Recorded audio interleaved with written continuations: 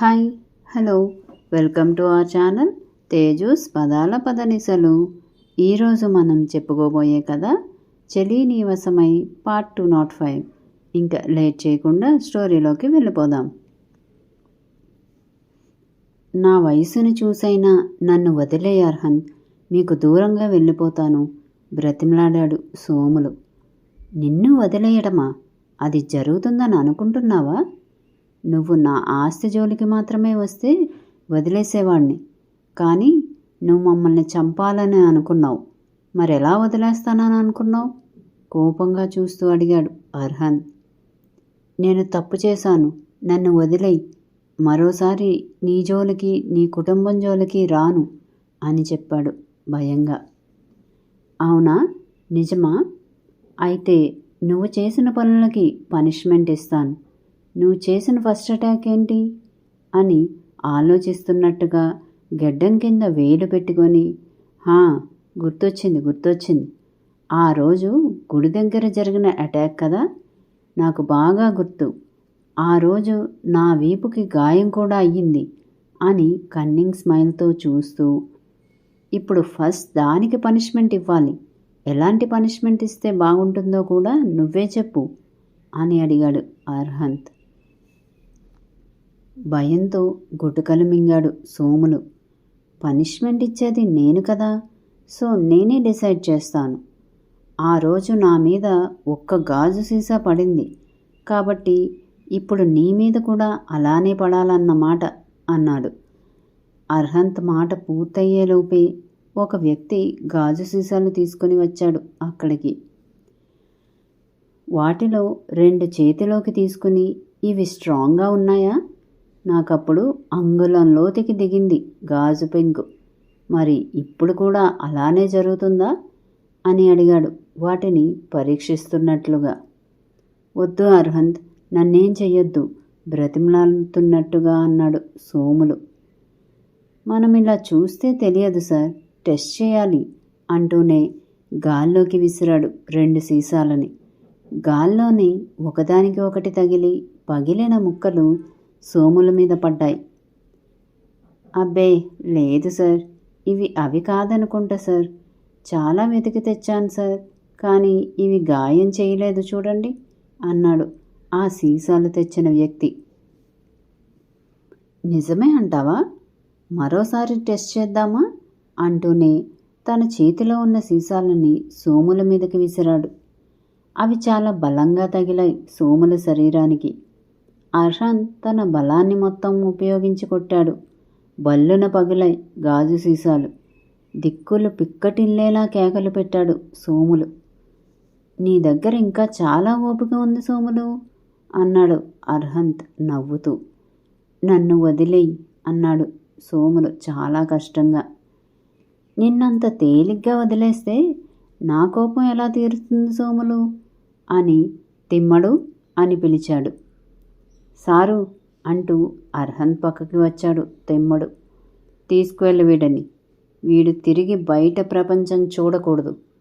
అసలైతే వాడిని తుక్కు కింద కొట్టించి పాముల చేత కరిపించి చంపాలని ఉంది, కానీ అలా చేస్తే చాలా త్వరగా వాడి ప్రాణం పోతుంది. అది నాకు ఇష్టం లేదు. వాడు నరకం అనుభవించి ఎందుకు బ్రతుకున్నానా అని ఏడుస్తూ చావాలి. తీసుకెళ్ళి వాడిని అని సోములని తిమ్మడికి అప్పగించి వాళ్ళ గ్యాంగ్ మొత్తానికి అప్పటికే డబ్బు ఇచ్చి ఉన్నా మరోసారి ఎలాంటి వెధవ పనులు చెయ్యొద్దు అని హెచ్చరించి మరి కొంత డబ్బు ఇచ్చి ఏ అవసరం వచ్చినా తనని కలవమని చెప్పి వెళ్ళిపోయాడు అర్హంత్ అక్కడి నుండి.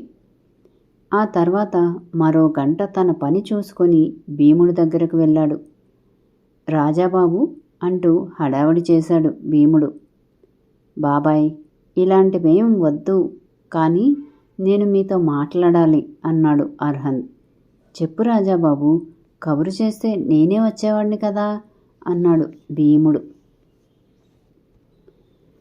ఇక్కడ ఒక మిల్లు అలానే చిన్న ఫ్యాక్టరీ పెట్టాలని అనుకుంటున్నాను బాబాయ్.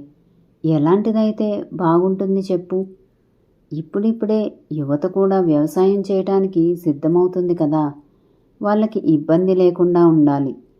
అంటే వాళ్ళు వ్యవసాయం చేస్తుంటే వచ్చే ఆదాయం వాళ్ళకి సైడ్ ఇన్కమ్ అయి ఉండాలి.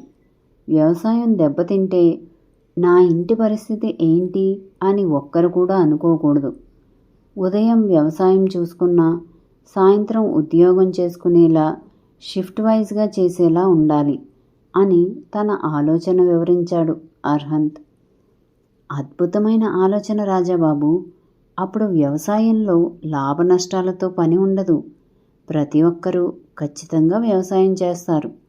నీది చాలా మంచి ఆలోచన రాజాబాబు అన్నాడు భీముడు. ఆలోచన మంచిదే, కానీ దాన్ని అమలు చెయ్యాలి. అందరికీ అందుబాటులో ఉండాలి. ముఖ్యంగా ఎవరైనా ఆ పని చెయ్యగలిగేలా ఉండాలి. చుట్టుపక్కల వ్యవసాయం చేసే వాళ్ళంతా పండించేది వరి కాబట్టి దానికోసం మెలిపెడుతున్నా. మరి ఫ్యాక్టరీ ఏంటి? చదువుకున్న వాళ్ళు, చదువుకోని వాళ్ళు చెయ్యగలిగింది చెప్పండి బాబాయ్ అని అడిగాడు అర్హంత్. ఇదైతే ఆలోచించాలి రాజాబాబు. నేనొకసారి ఊరిలో ఉన్న కుర్రోళ్లతో పెద్దవాళ్ళతో కూడా మాట్లాడతాను రాజాబాబు. ఒకరి ఆలోచన కన్నా 10 మంది ఆలోచన గొప్పగా ఉంటుంది కదా. వాళ్ళు చెప్పిన దాన్ని బట్టి మనం ఒకటి డిసైడ్ అవ్వచ్చు అన్నాడు భీముడు. అలానే బాబాయ్, మేము ఊరు వెళ్ళే పని ఉంది. వచ్చేసరికి అందరితో మాట్లాడి చెప్పండి, మేం మొదలు పెడతాం అన్నాడు అర్హంత్. నేను చూసుకుంటాను బాబు అని లక్ష్మిని పిలిచి కాఫీ పెట్టమని చెప్పాడు. ఇంటికి వెళ్తాను బాబాయ్, భోజనం టైం అయింది. ఇప్పుడు కాఫీ ఏంటి అని నవ్వుతూ లేచాడు అర్హంత్. నేను వస్తాను పదరాజాబాబు అని అర్హంత్ వెనుక బయటకు వచ్చి కాస్త దూరం వచ్చాక అక్కడ ఎవరూ లేరని నిర్ధారించుకొని, ఆ కాగితాల గురించి ఏం ఆలోచించావు రాజాబాబు అని అడిగాడు అర్హంత్ని. వాటి గురించి మనం మాట్లాడుకోకూడదు బాబాయ్. అవి ఎప్పుడు ఎక్కడ బయటపడాలో అప్పుడే బయటపడతాయి. అప్పటి వరకు మీరు కూడా వాటి గురించి ఆలోచించకండి బాబాయ్ అన్నాడు అర్హంత్ నవ్వుతూ. నీకు అన్నీ తెలుసు రాజాబాబు, కానీ నాకే ఆతృతగా ఉంది. ఈ కళ్ళతో చూశాను సులోచనమ్మ అవమానాలు పొందటం, అలానే మీ నాన్నమ్మ దాష్టికం కూడా చూశాను. అందుకే ఈ కళ్ళతో వాళ్ళ పతనం చూడాలని ఆశ రాజాబాబు. నీకు కోపం తెప్పించినా కూడా అది నా కోరిక రాజాబాబు. ఈ లోకం మొత్తానికి సులోచనమ్మ ఎవరు అన్నది తెలియాలి. త్రిలోచన ఆ ఇంటి వారసురాలిగా అందరికీ తెలియాలి. నాకు వాటి గురించి తెలియకపోతే నేను అందరిలా ఎదురు చూస్తూ ఉండేవాడిని. కానీ ఇప్పుడు నాకు వాటి గురించి తెలిసాయి కదా రాజాబాబు, అందుకే ఆతృత కొద్దీ అడుగుతున్నాను అని చెప్పాడు భీముడు. మేం సింగపూర్ వెళ్తున్నాం బాబాయ్. అక్కడ నుండి వచ్చేసరికి అన్నీ రెడీగా ఉంటాయి. మిమ్మల్ని ఎక్కువ రోజులు ఎదురు చూసేలా చెయ్యను అన్నాడు అర్హంత్ నవ్వుతూ. త్రిలోచనము కూడా వస్తుందా రాజాబాబు అని అడిగాడు భీముడు. ఇద్దరం కలిసే వెళ్తున్నాం బాబాయ్, కంపెనీ పని మీద. మీకు తెలుసా వాళ్ళు కంపెనీ గురించి అని అడిగాడు. ఎందుకు తెలియదు? నా కొడుకు చేసేది అక్కడే కదా. డబ్బు పెట్టుబడి పెట్టకపోయినా నా కొడుకుకి కూడా షేర్ ఇచ్చాడు బాలు. కానీ ఎవరికీ చెప్పనివ్వడు వాళ్ళు ఏం చేస్తున్నారో అని నవ్వుతూ చెప్పాడు భీముడు. దానికోసమే ఏదో మీటింగ్ ఉందంట బాబాయ్, లోచన కూడా ఉండాలన్నారు, అందుకే వెళ్తున్నాం అన్నాడు అర్హంత్ నవ్వుతూ. క్షేమంగా వెళ్ళి లాభంగా రండి రాజాబాబు. చిన్న రాజాబాబుని ఎత్తుకోవాలని ఆశగా ఉంది అని చెప్పాడు భీముడు నవ్వుతూ. అర్హంత్ చిన్నగా నవ్వి, ఇంక మీరు వెళ్ళండి బాబాయ్, ఊళ్ళో అందరినీ కనుక్కోండి, మనం త్వరగా పనులు మొదలుపెట్టాలి అన్నాడు అర్హంత్. నువ్వు వచ్చేసరికి అన్నీ సిద్ధం చేస్తాను రాజాబాబు అని నవ్వుతూ చెప్పి వెనక్కి వెళ్ళాడు భీముడు. అర్హంత్ ఇంటికి వచ్చేశాడు. హాల్లో త్రిలోచన కనిపించకపోవడంతో కిచెన్లోకి వచ్చాడు. బయట హాల్లో కూడా ఎవరూ లేకపోవడంతో కిచెన్లోకి వెళ్ళాడు. అక్కడ త్రిలోచన కుక్ చేస్తూ కనిపిస్తే తనని పిలిచాడు. బావా, వచ్చేసావా? నీకోసమే గులాబ్ జామ్ చేస్తున్నాను అంది నవ్వుతూ. రెస్ట్ తీసుకోవచ్చు కదమ్మా అన్నాడు అర్హంత్. తినేశాక కలిసి తీసుకుందాం రెస్ట్ అని చెప్పింది. అప్పుడు కలిసి రెస్ట్ తీసుకోవడానికి అవ్వదు, మనమిద్దరం కలిస్తే ఇంకేదో అవుతుంది, కానీ నీకు రెస్ట్ మాత్రం ఉండదు అల్లరిగా అన్నాడు అర్హంత్. బావా, మనం కిచెన్లో ఉన్నాం సిగ్గుపడుతూ మొహం పక్కకి తిప్పుకొని చెప్పింది లోచన. నాకు తెలుసు, కానీ నీ అందం నన్ను పరిసరాలను మర్చిపోయేలా చేస్తుంది. అది నా తప్పు కాదు సుమా.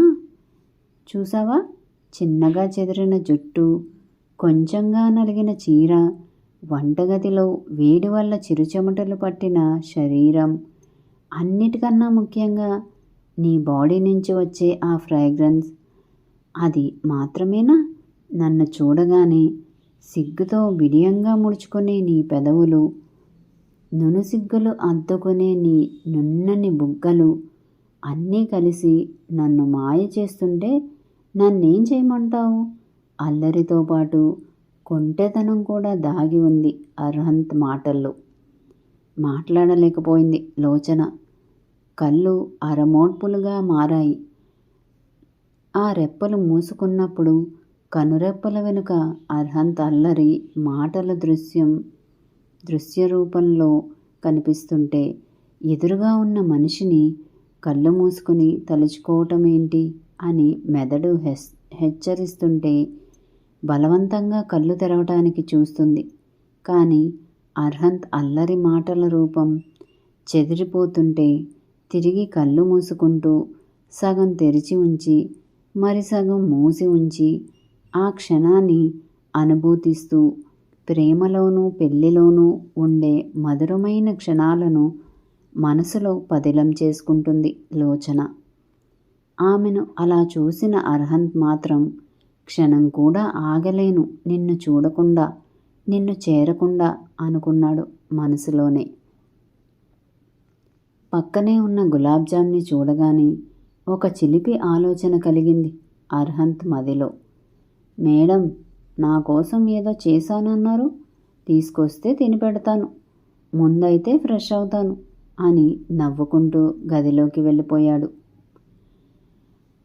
అర్హంత్ గులాబ్ జామ్ తింటాను అని చెప్పడంతో గబగబా చిన్న బౌల్లో గులాబ్ జామ్ పెట్టుకొని తీసుకువెళ్ళింది.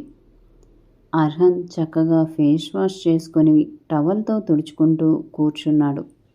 బావా, లంచ్ చేశాక తినొచ్చు కదా అంది బౌల్ చేతికి ఇస్తూ.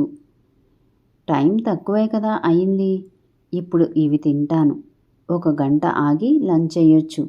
ఇంతకీ అమ్మెక్కడా కనిపించలేదు అని అడిగాడు బౌల్ చేతిలోకి తీసుకొని. అత్తయ్య రంగి ఇద్దరూ లక్ష్మత్త దగ్గరకు వెళ్ళారు. నేను వస్తానంటే వద్దు అని వదిలేసి వెళ్ళారు. తాతయ్య కూడా అక్కడే ఉన్నాడు, ఏవో పిండి వంటలు వండుతున్నారు. అయితే నువ్వు నేనే ఖాళీగా ఉన్నామన్నమాట అన్నాడు లోచనని పక్కన కూర్చోబెట్టుకుని. నేను ఖాళీగా లేను, నీకోసం గులాబ్ జామ్ చేశాను కదా అంది. అయితే తినిపించు అని బౌల్ తిరిగి లోచన చేతిలో పెట్టాడు. నవ్వుతూ స్పూన్తో తీసి పెట్టబోయింది. ఇలా కాదు, అందమైన ఈ పెదవులతో అని చిన్నగా వాటిని నిమిరాడు బొటనవేలితో. చివురుటాకులా కంపించింది లోచన. చిన్నగా బావా అని పిలిచింది. కానీ పెదవులు దాటి బయటకు రాలేదు ఆ పిలుపు. త్వరగా పెట్టు, నాకు ఆకలేస్తుంది ముందుకు వంగి త్రిలోచన చెవి దగ్గర చిన్నగా అన్నాడు. మైకం కమ్మినట్టు కళ్ళు మూసేసింది లోచన. పోనీ నేనే పెట్టనా అన్నాడు అలానే ఉండి. అని చిన్నగా అనగలిగింది, అదే తన అంగీకారంలా. పంచదార పాకం కారుతున్న గులాబ్ జామ్ని 2 వేళ్లతో పట్టుకుని లోచన నోటి దగ్గర పెట్టాడు. కంపిస్తున్న పెదవులను మెల్లగా విప్పింది. ఆ గులాబ్ జామ్ని పెదవుల మీద మెల్లగా రాస్తూ ఆ పెదవులు మరింత విచ్చుకునేలా చేశాడు. గులాబ్ జామ్ ఆ పెదవుల మధ్య పెట్టి అది కింద జారకుండా పట్టు కుదిరేలా తన పెదవులతో లాక్ చేశాడు. ఇద్దరి పెదవుల మధ్య గులాబ్ జామ్ మెత్తగా నలుగుతూ దానిలోని షుగర్ సిరప్ పెదవుల మధ్య నుండి కింద జారుతుంటే అది జారనివ్వకుండా నాలుకతో జుర్రుకుంటూ ఇష్టంగా గుటక వేస్తూ ఇద్దరూ ముద్దుతో మొదలైన యుద్ధాన్ని ముందుకు తీసుకువెళ్లారు. మరి నెక్స్ట్ ఏం జరుగుతుందంటారు? తెలుసుకుందాం మరో అప్డేట్లో. మరి ఈ అప్డేట్పై మీ కామెంట్స్ తప్పకుండా తెలియజేస్తారు కదూ. Thank you friends. మా వీడియో కనుక మీకు నచ్చినట్టయితే లైక్ చేయండి, కామెంట్ చేయండి, సబ్స్క్రైబ్ చేయండి, బెల్ కొట్టండి.